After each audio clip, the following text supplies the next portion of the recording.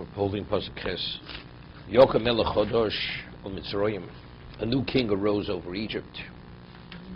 Ashlo Yodes Yosef, who did not know Yosef.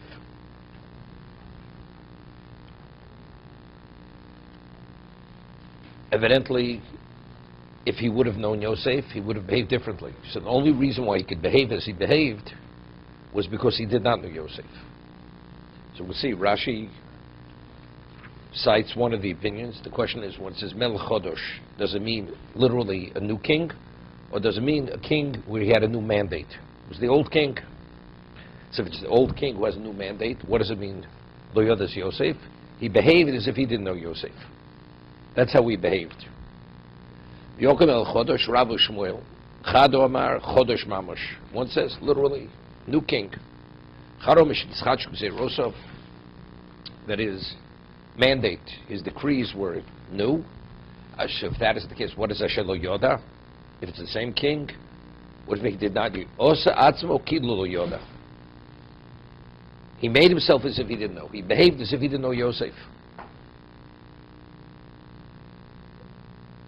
But you see something interesting from the Torah. It's just the reality of people.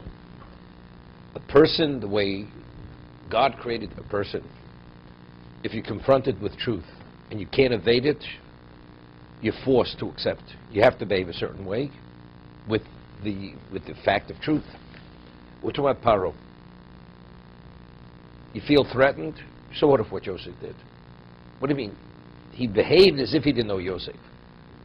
Meaning somehow he had to suppress this. Osa atzmo ki lo yoda. In his mind, Yosef wasn't really relevant. Like somebody says, what about? It's not a relevant issue right now. Let's not talk about it right. What do you mean not talk about it? Let's talk about it. No, because if you touch upon, that becomes the focus and the forefront of a person's mind, you can't behave differently. You can only, like I say, when a person does the wrong thing, why does a person always have to justify what he does? You want to do the wrong thing, do the wrong thing. The answer is, a person who has some degree of values or morals, you can't do the wrong thing. So you have to explain why this is not in contradiction to your ethical moral value. That's the way human being functions. That's what we call it. There's some degree of conscience. There's conscience. Shel Yoda. Yoda. Because faction, let's say it's a new king. I mean, Yosef wasn't written into the annals of Egypt. He saved the country. There was famine, and he was this more than genius. He was the viceroy, and he was a foreigner. He wasn't an Egyptian. So how could he not know Yosef? It's irrelevant whether he knew him personally. But these are his people. If these are his people, how do you mistreat his people? Asher lo yoda. He acted as if it was irrelevant, as if Yosef never existed. Vayomer Lamo. He says to his people, Am b'nei Yisrael rav otzim imenu. He says, the Bnei Yisrael, they're Rav, they're many, and they're more powerful than we are.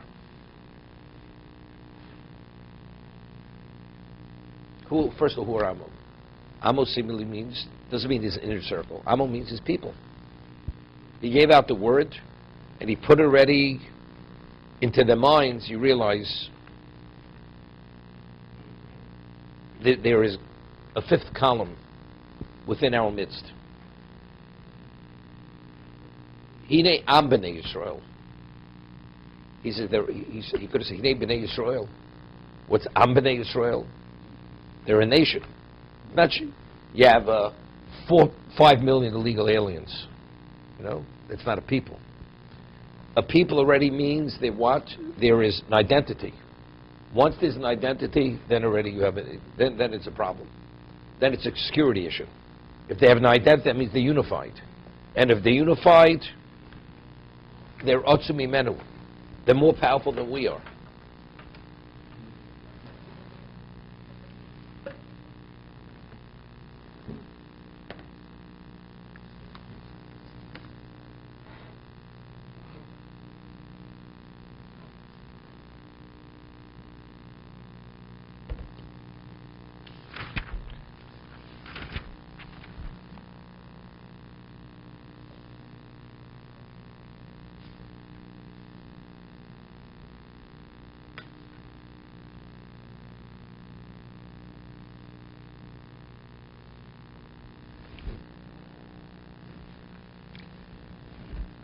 point, he refers to them as Bnei Yisrael.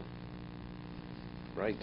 Later we see when Moshe Rabbeinu comes and he, as Hashem's agent, he says, Hashem Elokei Yisrael Shlachani Aleichem. Hashem Elokei Yisrael, God, the God of Israel. Right? Then what does Paro respond? Hashem Hashem Lekolo. He's not listed. Right? He's not listed in the directory of deities. So what does Moshe say? Hashem Elokei Ivrim Shlochani Aleichem. Not only does he drop the Yud Kei Vav Kei, because the concept of infinite had no relevance to him, which is Yud Kei Vav Kei, Hoyehoviyeh, he says Elokei Ivrim, the God of the Hebrews. Firstly, he dropped Yud Kei Vav Kei, and he refers to him as his credentials, Elokei Ivrim, the God of the Hebrews. Meaning, there's a power, the power of the Hebrews. Over here, when he speaks to his people, he says, "Am Bnei Yisrael." He doesn't say, he doesn't say, Ivrim, Rav Otzim Mimenu. He's referring to them as Bnei Yisrael. So what does that mean? What is the connotation of Bnei Yisrael? These people, you cannot contend with them. There's some out of the ordinary feature which they have characteristic, and that's what makes it frightening. That makes us insecure.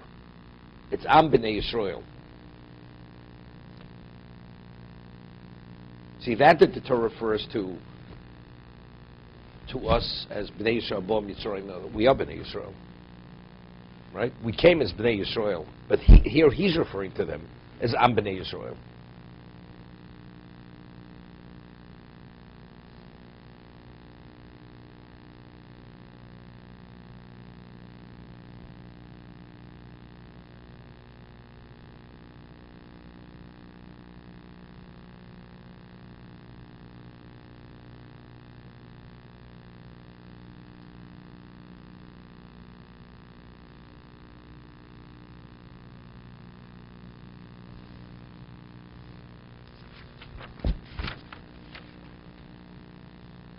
If I remember correctly, I think the Or Chaim HaKadosh explains this. What's the Rav Otzum?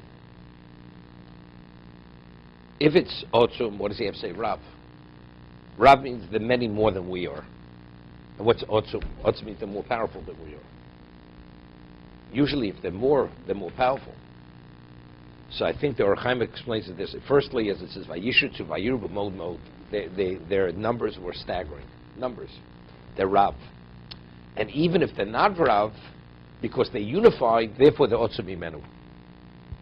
Because they're unified. You have a smaller number, but if they're unified and they're committed to one another, dedicated to one another, even the numbers are less, they're more powerful than we are. Even though our numbers may be greater. So there are two things. Firstly, they're Rav. Secondly, they're Otzum. Why they Otzum? Because they're Am B'nai Yisrael. Because they see themselves as a people. So there's a unification there.